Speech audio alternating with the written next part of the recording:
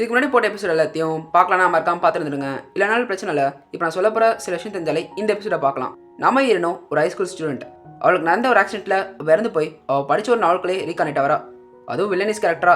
அது ஒன்று வில்லனிஸ் கேரக்டருக்கு கடைசியில் ஒரு கேவலமான விஷயம் நடக்கும். அது நம்மளுக்கு நடந்துடவே கூடாதுன்னு சொல்லிட்டு அவள் போராடிட்டு இருக்கா. இதே போதும் நினைக்கிறேன். இப்போ அவங்க வீடியோக்குள்ள போகலாம். மெலிஷாவை மயங்கினதுக்கு அப்புறம் அங்கே இருக்க எல்லாரும் பயந்துடுறாங்க. மெலிஷாக்கு எதாவது ஆயிடுச்சுன்னு. ஒருவேளை மெலிஷா மேடம் நல்லா தூங்கி இருக்க மாட்டாங்க போல, அதான் மயங்கி விழுந்திருக்காங்க அப்படின்னு நினச்சிட்டு மெலிஷாவை தூக்கிட்டு அவளோட ரூமுக்கு கொண்டு போகிறாங்க. ரூமுக்கு கொண்டு போய் படுக்க வச்சதுக்கப்புறம் கொஞ்சம் நேரம் வெயிட் பண்ணி பார்க்குறாங்க. மெலிஷா முழிப்பாளான்னு சொல்லி பார்த்தா அவள் இன்னும் முழிக்காமல் இருக்கும். சரி ஓகே, மெலிஷா மேடம் நல்லா தூங்கட்டும், நம்ம இங்கேருந்து எல்லாரும் போகலாம் அப்படின்னு சொல்லி போயிடுறாங்க. அதுக்கப்புறம் மெலிஷாவோட பர்சனல் வீடோ உள்ளே வந்து, மேடம் நீங்கள் மயக்க போட்ட மாதிரி நடிச்சதெல்லாம் போதும், எந்திரிங்க. அதை கேட்டால் மெலிஷா கண்ணை முழிக்கிறா. கண்ணை முழிச்சிட்டு யோசனை பண்ணுறா, இந்த மாதிரி அரை நாளாக மயக்கப்பட்ட மாதிரி நடிச்சிட்டு இருக்கேன் தெரியுமா. அதுக்கான ஒரே ஒரு காரணம் மார்த்தா தான். நான் மட்டும் மயக்க போலன்னு வச்சுக்கோங்களேன், அவங்க அவட பேசிட்டே போயிருப்பாங்க. எனக்கு நல்லாவே புரியுது, என் மேலே அக்கறை இருக்காங்க. ஸோ அவங்க யோசனை பண்ணுறது, நான் மட்டும் இந்த ஏனை கல்யாணம் பண்ணேன் என் வாழ்க்கை நிம்மதியாக இருக்குன்னு சொல்லிட்டு. ஏன்னா ஏன் இளவரசன் அப்படின்னா நான் இளவரசியாக மாறிடுவேன்ல. ஆனால் உனக்கு தெரியாத விஷயம், இந்த நாயை மட்டும் நான் கல்யாணம் பண்ணேன் அவ்வளோதான், என் வாழ்க்கை நாசமாக போயிடும். ஏன்னா இவன் சரியான பிளே பாய், அதை அவங்கள்ட்ட சொல்லவும் முடியாது. அது மட்டும் இல்லாமல் எனக்கு என்ன ஆச்சரியமாக இருக்குன்னா, இந்த மார்த்தை எப்படி இங்கே வந்தாங்க, எங்களை சின்ன வயசில் இவங்க தான் பார்த்துக்கிட்டாங்க. அதுக்கப்புறம் கொஞ்சம் வளர்ந்தக்கப்புறம் இவங்க விட்டு போயிட்டாங்க.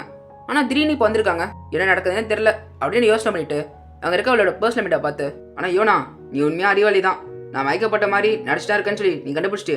இன்னொரு விஷயம் என்ன தெரியுமா மேடம், எனக்கு ஸ்டார்டிங்லேயே தெரியும் நீங்கள் மயக்கப்பட்ட மாதிரி நடிச்சிட்டா இருக்கீங்கன்னு. ஆனால் மற்றவங்க தான் ரொம்ப பயந்துட்டாங்க நீங்கள் மயக்கப்பட்டீங்கன்னு சொல்லிட்டு. ஆனால் யோனா சொன்னதை கவனிக்காம மெலிஷாவும் வேற விஷயத்தை யோசனை பண்ணுறா. இந்த ஏனை பற்றி யோசிக்க என் பிளட் ப்ரெஷர்லாம் ஏறிட்டு இருக்கு தெரியுமா. இந்த ஏன் கூட நடந்த என்கேஜ்மெண்ட்டை நான் கேன்சல் பண்ணலான்னு சொல்லிட்டு கஷ்டப்பட்டு இருந்தா. அதான் ஏன் நான் என்ன பண்ணுவேன்னு சொல்லி முன்னாடியே கணிச்சு அதுக்கேற்ற மாதிரி மூவ் பண்ணி அதை கேன்சல் பண்ண விடாம பண்ணிட்டு இருக்கான். எனக்கு இது நினைக்க சமக்கோமாயிட்டு இருக்கு. இப்போதைக்கு இதை பற்றி எதுவுமே நான் யோசனை பண்ணாமல் இந்த பெட்டில் படுத்து நல்லா தூங்கலான் இருக்கேன். அவளையும் அதை பற்றி யோசிக்காம அவள் படுத்துட்டு இருக்கா. ஆனாலும் அவன் மைண்டுக்குள்ள பல யோசனை வருது. நான் இந்த உடம்புக்கு வரதுக்கு முன்னாடி இந்த மெலிஷா எப்போ பார்த்தாலும் ஏன் கிட்ட போயிட்டு, யான் இந்த வர ஸ்ப்ரிங்கில் நம்ம கல்யாணம் பண்ணிக்கலாமான்னு சொல்லி கேட்டுட்டே இருப்பா. ஆனால் ஏனோ அதுக்கு எந்த விதமான பதிலும் சொல்லாமல் அலக்கழிச்சிட்டே இருப்பான். இந்த பைத்தியக்காரிக்கு ஃபியூச்சர் என்ன நடக்கும்னு சொல்லி தெரியல, அதனால இப்படி பண்ணிட்டு இருக்கா. ஆனால் எனக்கு எல்லாமே தெரியுமே. சரி ஓகே, அதனால இந்த என்கேஜ்மெண்ட்டை கேன்சல் பண்ணிடலாம், அடுத்த கல்யாணமே பண்ணிக்க வேணாம்னு சொல்லி நான் ட்ரை பண்ணான். இப்போ இந்த ஏன் நாயோ உன்னை கண்டிப்பாக நான் மேரேஜ் பண்ணி ஆவேன், அதனால அடுத்த ஸ்ப்ரிங்லேயே நம்ம கல்யாணம் பண்ணிக்கலாம் அப்படின்னு சொல்லிட்டு இருக்கான். எனக்கும் மண்டை சூடாயிட்டு இருக்கு. எனக்கு நல்லாவே புரியுது இந்த மாதிரி இந்த நாவல் நடந்த விஷயத்த எல்லாத்தையும் நான் மாற்றிட்டு இருக்கேன்னு. இது கூடவே எனக்கு இவ்வளோ வருது பிரச்சனை, இது எல்லாத்துக்கும் காரணம் ஒரே ஒருத்தி, அந்த மெலிஷா பைத்தியக்காரி தான். அவன் மட்டும் வாயை மூடிட்டு சும்மா இருந்தாலே எந்த பிரச்சனையும் வந்திருக்காது. அவள் பாட்டு ஏன்னா காதலிக்கிறேன் அவனை கல்யாணம் பண்ணிக்கிறேன்னு சொல்லிட்டு அவன்கிட்ட சொன்ன எல்லா விஷயத்தையும் அவன் யூஸ் பண்ணிக்கிறான். இப்போ ஆயுதமா எனக்கு மட்டும் பாஸ்ட்டுக்கு போகிற மாதிரி சான்ஸ் கிடச்சிது. பாஸ்ட்டுக்கு போயிட்டு பைத்தியக்காரி நீ பாட்டு ஏன்னா காதலிக்கிறேன் கல்யாணம் பண்ணிக்கிறேன் அப்படின்னு சொல்லிட்டு அவன்கிட்ட சொன்னேன், மண்டே உடச்சிருவேன். உன்னால இப்போ எனக்கு பிரச்சனை வந்துட்டு இருக்குடி, நீ பாட்டு சொல்லிட்டு போயிடுவேன். அதுக்கப்புறம் நான் உன்னோட உடம்புக்குள்ள வந்துட்டு இப்போ பாரு எல்லா பிரச்சனையும் எனக்கு வந்துட்டு இருக்கு. அதனால உன்ட்டு கெஞ்சி கேட்குறேன், கொஞ்சமாச்சு நீ வாயை மூட்டுரு. இது எப்படி தெரியுமா இருக்கு, என்னோட செருப்பெடுத்து நானே நடிச்சுக்கிட்ட மாதிரி இருக்கு அப்படின்னு யோசனை பண்ணிட்டு இந்த விஷயத்தையும் யோசனை பண்ணுறா. இதுக்கு முன்னாடி இந்த நாவலில் மெலிஷா என்ன தான் கேட்டாலும் அந்த ஈவெண்ட்டுக்கு அவன் கூப்பிடவே மாட்டான். இப்போ என்னை இன்வைட் பண்ணியிருக்கான். அது எதுக்காக, அந்த ஈவெண்ட்டில் வச்சு இந்த மாதிரி அவன் வர ஸ்ப்ரிங்கில் நானும் மெலிஷாவும் கல்யாணம் பண்ணிக்கலான்னு இருக்கோம் அப்படி சொல்லலான்னு சொல்லி பிளான் பண்ணிட்டு இருக்கான். அதை என்கிட்ட சொல்லக்கூட இல்லை.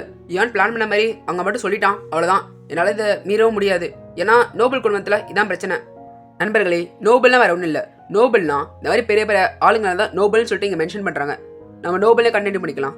இந்த மாதிரி கல்யாணம் நடக்க போகுதுன்னு சொல்லிட்டு இந்த இன்ஃபர்மேஷனையே மார்த்த சொல்லி தான் எனக்கு தெரியும்.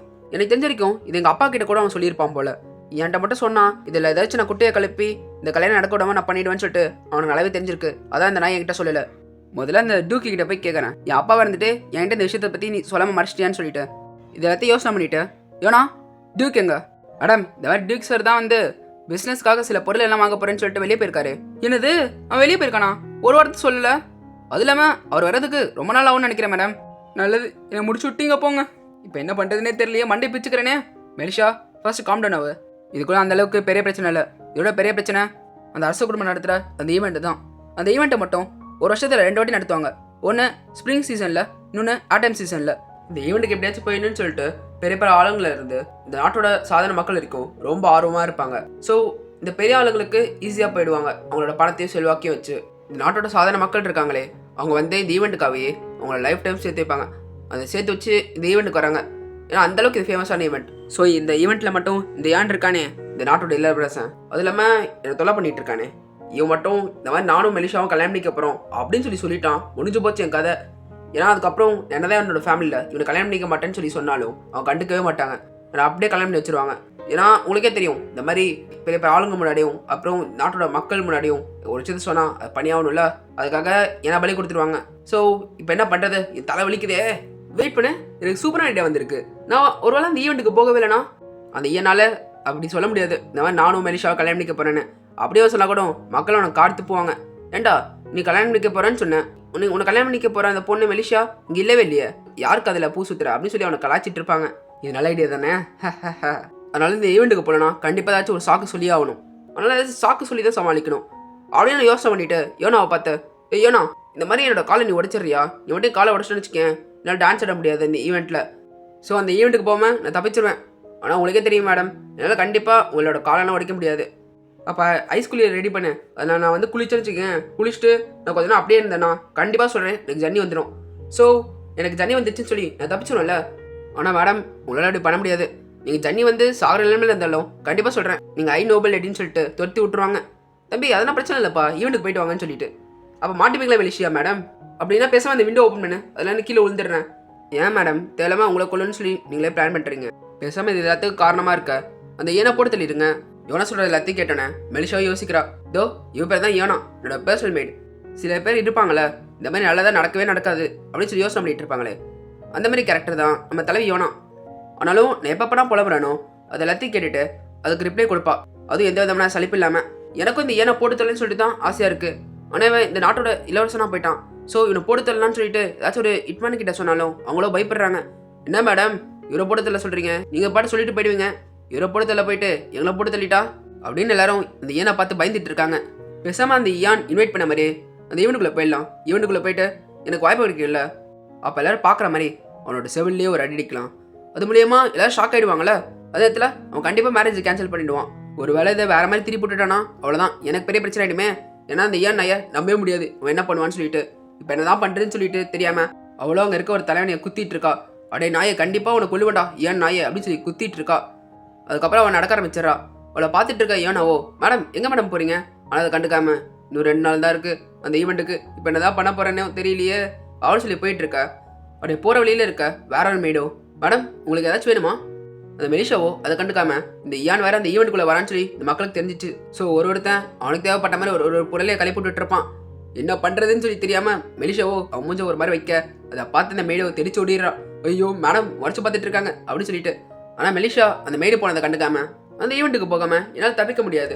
ஸோ கண்டிப்பாக நான் ஒரு ட்ரெஸ்ஸை செலக்ட் பண்ணி ஆகணும் அந்த ஈவெண்ட்டுக்கு போட்டு போகிறதுக்குன்னு அப்படின்னு யோசனை பண்ணிட்டு, ஐயோண்ணா வராம ட்ரெஸ் செலக்ட் பண்ண போகலாம் அப்படின்னு சொல்லிட்டு மெலிஷா யோசிக்கிறா. நான் செலக்ட் பண்ணுற ட்ரெஸ் கண்டிப்பாக கேவலமாக இருக்கணும், அப்போ தான் அங்கே இருக்க கெஸ்ட்டு எல்லாருமே என்னை பார்த்து ஆக்வர்டாக ஃபீல் பண்ணணும். அதனால் அந்த ஈயானும் கண்டிப்பாக இந்த மாதிரி நானும் மெலிஷாவும் கல்யாணம் நிற்க போகிறேன்னு சொல்லிட்டு அவன் சொல்ல மாட்டான், நான் தப்பிச்சிருவேன்ல அப்படின்னு சொல்லி யோசனை பண்ணுறதோட இந்த விடவை இங்கே முடிச்சுக்கலாம். நம்ம மெலிஷா தான் ரொம்ப பாவம் கைஸ். சரி என்கேஜ்மெண்ட்டை கேன்சல் பண்ணலான்னு சொல்லிட்டு நம்ம தலையை கஷ்டப்பட்டு இருந்தா இப்போ அது மேரேஜ் அளவுக்கு கொண்டு போயிட்டாங்க. சரி பார்க்கலாம் மெலிஷா மேரேஜ் பண்ணுவாளா இல்லை பண்ண மாட்டாளான்னு சொல்லிட்டு. அதே இடத்துல இந்த வீடியோ உங்களுக்கு பிடிச்சிருந்தா மறக்காம நம்மளோட சேனலை லைக் பண்ணுங்க, ஷேர் பண்ணுங்க, அப்புறம் கமெண்ட் பண்ணுங்க. இன்னும் சப்ஸ்கிரைப் பண்ணனா மறக்காம சப்ஸ்கிரைப் பண்ணிடுங்க. அண்ட் பை ஃப்ரம் தமிழன், கீப் சப்போர்ட்டிங் கைஸ்.